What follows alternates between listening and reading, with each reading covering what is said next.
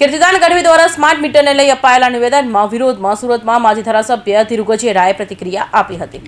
Kirtidan Gadhvi smart મીટરોને લઈને નિવેદન આપ્યું હતું। કીર્તિદાન ગઢવીએ કહ્યું હતું કે સ્માર્ટ મીટર સારું છે। જો કે કીર્તિદાન ગઢવીના આ નિવેદનને લઈ સુરતના માજી ધારાસભ્ય ધીરુ ગજેરાએ નિવેદન આપ્યું છે અને ધીરુ ગજેરાએ કહ્યું હતું કે આ લોક કલાકારે ગુજરાતની ભોળી પ્રજા માટે અવાજ બન્યા નથી। પ્રજાનો અવાજ બનવાની બદલે સરકારની બડાઈ કરવી એ અયોગ્ય છે।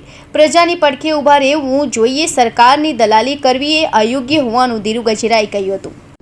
નમસ્કાર મિત્રો, જય માતા જય મંગલ। હું છું આપનો દોસ્ત કીર્તિદાન ગઢવી। પીજીવીસીએલની મેં મુલાકાત લીધી અને મને જાણવા મળ્યું કે ગુજરાતમાં પીજીવીસીએલ દ્વારા સ્માર્ટ મીટરનું લોન્ચિંગ થઈ ગયું છે।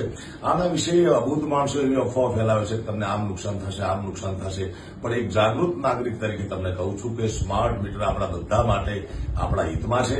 એમાં જરાય ગફલતમાં રહેશો નહીં, કોઈ પણ ખોટી અફવાઓથી દૂર રહેજો। અને સ્માર્ટ મીટર તમારા મોબાઈલથી પણ કનેક્ટ છે। મોબાઈલ સ્માર્ટ થઈ ગયો, તમે સ્માર્ટ થઈ ગયા, દુનિયા આખી સ્માર્ટ થઈ ગઈ, તો આપણું મીટર કેમ સાદું રહેવું જોઈએ?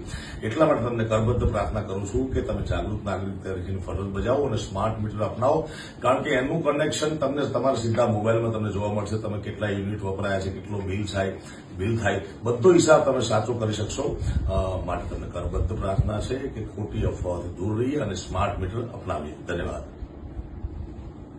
સ્માર્ટ મીટરના ફાયદા હોય કે ન હોય એ મને ખબર નથી, પરંતુ ગુજરાતના સાહિત્ય કલાકાર કીર્તિદાનભાઈ ગઢવીનો વિડીયો ગઈકાલના દિવસમાં એક વાયરલ થયો, ત્યારે મને થયું કે આ લોક કલાકારે ગુજરાતની ભોળી પ્રજા માટે મોરબીનો કાંડ હોય, રાજકોટ કાંડ હોય, ખ્યાતિ કાંડ હોય કે સુરતની તકસીર હોય કે બરોડાની ઘટના હોય કે ગુજરાતની અસંખ્ય કુદરતી આપતી હોય કે અન્ય તેઓમાં ક્યારેક કીર્તિદાનભાઈ ગઢવી ગુજરાતની પ્રજાનો અવાજ બન્યા હોય એવું મને ખ્યાલ નથી।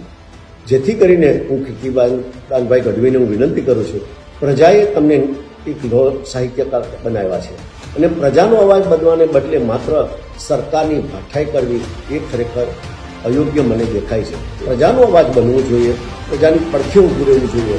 માત્ર ને માત્ર નિર્માલ્ય થઈ અને સરકારની દલાલી કરવી મને અયોગ્ય દેખાય છે।